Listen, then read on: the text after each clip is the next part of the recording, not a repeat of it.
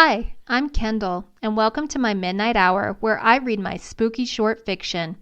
If you like a little bit of a shiver, you might enjoy hearing my original works of short fiction. This is my first podcast. To get it started, I've decided to release a few of my stories that I've written specifically on the topic of Halloween. With Halloween just days away, it seemed like the perfect timing. I'm sitting here in my house that is fully decked out for Halloween, enjoying the nice orange ambiance and getting into a creepy mood. This first story is one of my absolute favorites that I've written. In a way, it's about my grandpa. Although Mr. Walker, the old man character in the story, is a very different personality than my grandpa was. My grandpa was quiet and shy and would have never reacted the way Mr. Walker does in this story. I've based this story on a tale my mom told me about my grandpa, an event that happened in her own childhood. My grandpa was a lifelong gardener, and one year he grew an enormous pumpkin in his patch. Somebody stole that pumpkin right out of his yard, and he was so disappointed that it happened that he stopped growing pumpkins. This story is an exaggerated account of what happened to my grandpa and what could have happened if he had been a revenge-seeking personality. So here we go. The Old Man and the Pumpkin. All summer long, the neighborhood kids had been watching Mr. Walker's yard. Well, maybe not all summer long, but they sure took notice when they started to see the huge pumpkin growing bigger and bigger as summer rolled into fall. Mr. Walker wasn't one to gloat, but that pumpkin won number 1 in the county fair pumpkin contest that year, and the judges didn't even make him bring it in to be weighed. Everybody wanted to see just how big it would get, so they let him leave it there on the vine and pinned the ribbon on him in his yard. Mr. Walker sure was proud. He'd been gardening for years, and never before had he grown anything close in size to that pumpkin. One neighborhood kid in particular had taken note of that pumpkin, and that was Bobby Jones. He had been watching that pumpkin, and he wanted it for himself, and he was none too quiet about telling all the neighborhood kids that he was going to steal Mr. Walker's pumpkin as soon as it was time for Halloween. None of the kids believed him, of course. That pumpkin had to weigh damn near 100 pounds, if not more, and there was no way little skinny Bobby Jones was going to be able to lift it over Mr. Walker's garden fence, even if he had help. It was quite possible that Bobby would have backed out if it hadn't been for the neighborhood kids. He had run his mouth for at least a month, and as the leaves started to fall and the vine died away from that pumpkin, he knew he was going to have to make it his, or he would never hear the end of it. He began plotting how he was going to do it, but in reality there was no plan that was anywhere near plausible for skinny little Bobby Jones to handle on his own, and none of the neighborhood kids were going to help. Where would a kid hide a pumpkin of that size? Everybody would know it was Mr. Walker's pumpkin. What Bobby finally decided was he was going to cut through the wire of the garden fence, roll that pumpkin out of the yard, and either roll it 5 houses down to his house or put it in his red wagon. Even if his parents found out, which they most definitely would when they found the evidence, Bobby felt the punishment would be worth the respect he would gain from the other kids. They would know that Bobby Jones was somebody who followed through with what he said he was going to do. About a week before Halloween, Bobby started watching Mr. Walker's house. After staking out the house, he learned Mr. Walker was usually in bed by 10 p.m. Just to make sure Mr. Walker was fully asleep, Bobby decided he would wait until after the stroke of midnight when it was officially Halloween to steal the pumpkin. When the night finally arrived, Bobby snuck out of his house and into the garage and put together all of his tools. He put wire cutters and a shovel in his little red wagon and started off. He had not anticipated just how rusty his wagon had become sitting in the backyard for 5 years of his childhood. It made a high-pitched squeak as he pulled it. After about 1 minute of the awful sound echoing through the quiet neighborhood, Bobby dumped the wagon by Mrs. Reed's house and hoped that it hadn't woken up any of the neighbors. He didn't see any lights come on, but he wanted to be extra careful, so he grabbed his cutters and shovel and stuck to the darkest areas of the street, lurking in the shadows and stepping very quietly and cautiously. He was so engrossed in the mission, it was 12:30 a.m. by the time he arrived, although Mr. Walker's house was only 5 houses away. Bobby had never used wire cutters before, but it wasn't too difficult.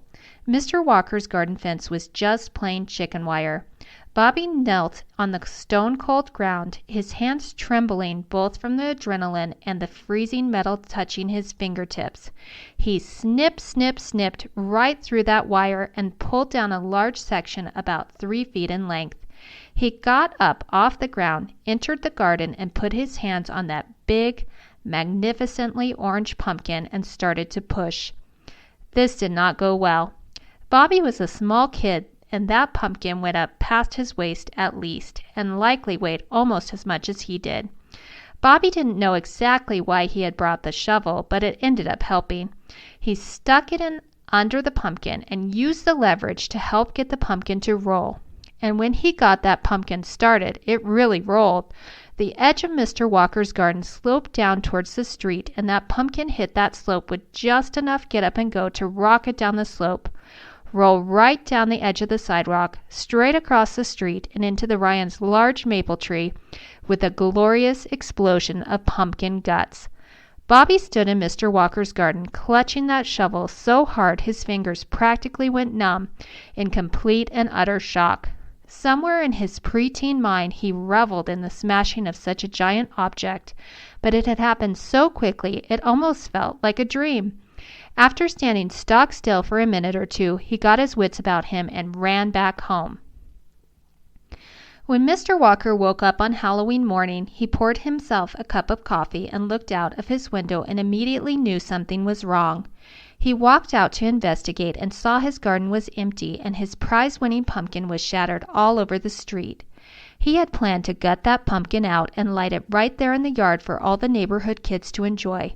Now there was nothing left, and it lit a rage in him that was hard to see through his mild, quiet exterior.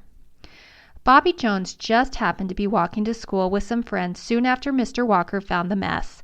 Mr. Walker was down by the Ryans with a large trash bag, scooping up the guts with a trowel. "You kids happen to see who did this?" Mr. Walker asked. Bobby wondered if he knew it was him. He said nervously, "Squirrels?" Mr. Walker shook his head in disappointment and pulled out the wire cutters Bobby had left in his yard from his jacket pocket. "Don't think squirrels know how to use these." Mr. Walker paused for a minute and then looked Bobby square in the eye. "Look like a pair I borrowed from your dad one time, Bobby." Bobby thought he was caught red-handed, but it was something he would have to deal with later when he got home.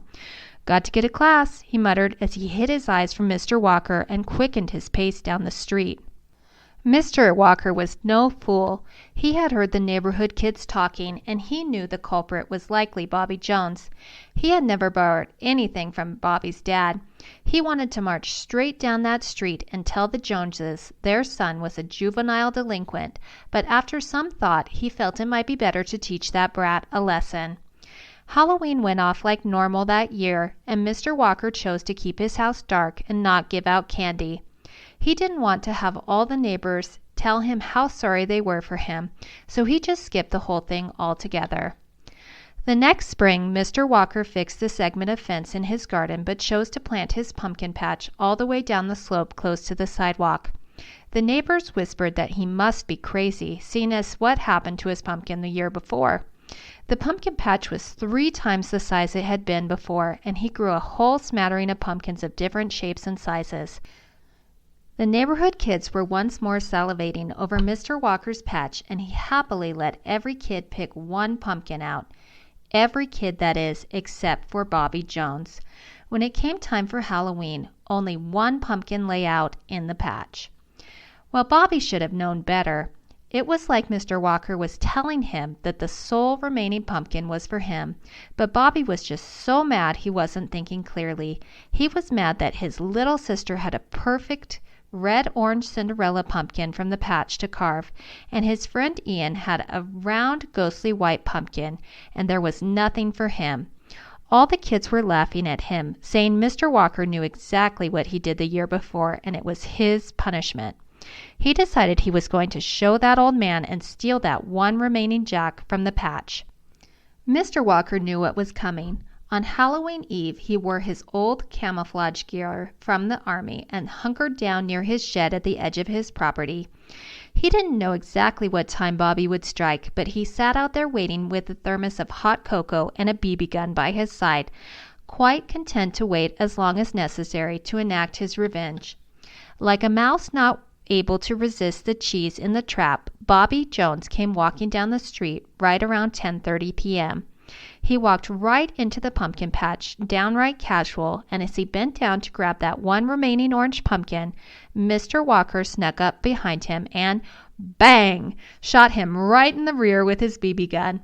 Bobby let out a howl that just about woke up the whole neighborhood, and Mr. Walker let out a long, delighted cackle. "Stay out of my patch, Bobby Jones," he yelled as Bobby ran down the street, leaving the pumpkin. Mr. Walker went and collected the pumpkin and stayed up extra late carving it into a winking jack-o'-lantern that made the whole neighborhood laugh. In the early 1980s, parents weren't as protective of their kids, and Bobby's parents laughed right along with the neighborhood, thinking little Bobby Jones got the exact punishment he deserved. Mr. Walker was in his late 80s when he passed on. After the hijinks with Bobby Jones, he never had to worry about his pumpkin patch being robbed, and he kept up the tradition of giving out a pumpkin each year to the neighborhood kids. This even included Bobby Jones for a couple of years before he got too old and started high school. Mr. Walker wasn't one to hold a grudge after the punishment had been doled out. He passed away in September, and his unattended garden sat untouched as his kids worked to put his estate in order. The patch was full of pumpkins that year when Halloween Eve dawned. Bobby Jones had himself a cantankerous son, Jeremy Jones, who was just about the same age as Bobby had been when he first set eyes on Mr. Walker's prize-winning pumpkin. Bobby had inherited his parents' house and still lived down the street. Jeremy had been watching those pumpkins all summer long, waiting with anticipation for the night that Mr. Walker would give them out to the neighborhood kids. It crushed him that it would not happen this year and all those beautiful pumpkins would go to waste. He had picked out one he wanted, a large orange one with the perfect flat surface for a face. Now it would rot out there with the others, uncarved. Jeremy decided to sneak out that Halloween Eve night and walk down to the patch. He strode right in with a flashlight, looking for the pumpkin he felt was rightfully his. When he found it, he bent down to pick up the jack and, bang! He felt a painful bite on his rear. Jeremy didn't quite know what had happened. He leaped up with a loud yowl, leaving the flashlight glowing in the patch, running towards home as fast as he could make it.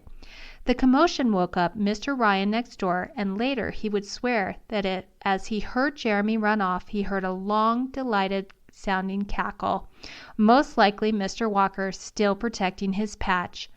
When Jeremy got home, he found his dad sitting on the couch waiting for him. "No pumpkin?" his dad asked. Jeremy shook his head, rubbing his bottom, still a little bit in a daze. "Don't know what you're talking about." Bobby just shook his head and laughed. "Son, everybody knows Mr. Walker doesn't like kids stealing from his patch."